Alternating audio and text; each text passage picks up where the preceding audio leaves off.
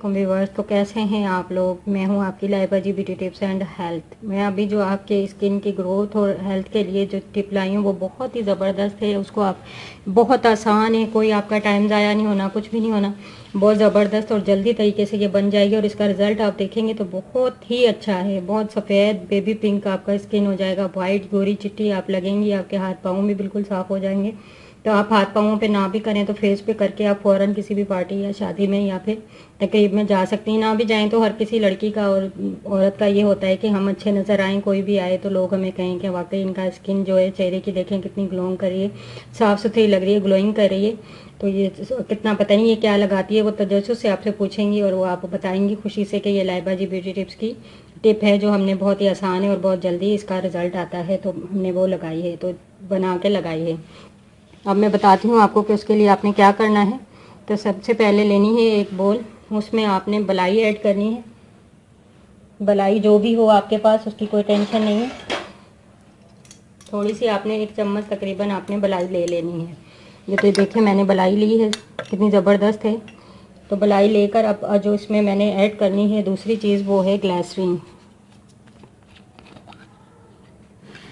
उसका मैंने 1 चम्मच तकरीबन ले लेना है। और तीसरी चीज़ जो मैंने ऐड करनी है, मैंने पहले भी आपको पिछली टिप में भी जो है पाउडर वाले दूध क्या बताया था, तो अब भी मैं बता रही हूँ रिज़ल्ट के लिए कि ये आपने 1 चम्मच ले लेना है। अब जो है इसमें चौथी चीज़ मैं ऐड कर रही हूँ वो है बादाम का तेल। ये शाइनिंग के लिए व्यूअर मैं डाल रही हूँ ताकि आपकी स्किन बहुत ज़बरदस्त हो जाए। तो ये रोज़ वाटर जो है मैं इसमें ऐड नहीं करूँगी, स्प्रे करती रहूँगी क्लेंजिंग के बाद। अब इसको अच्छे तरीके से आप मिक्स कर लें। मिक्स करने के बाद आपने जो है इसमें क्लेंजिंग मिल्क बना रही हूँ, इस वजह से इसमें मैं चावल का आटा भी ऐड करूँगी।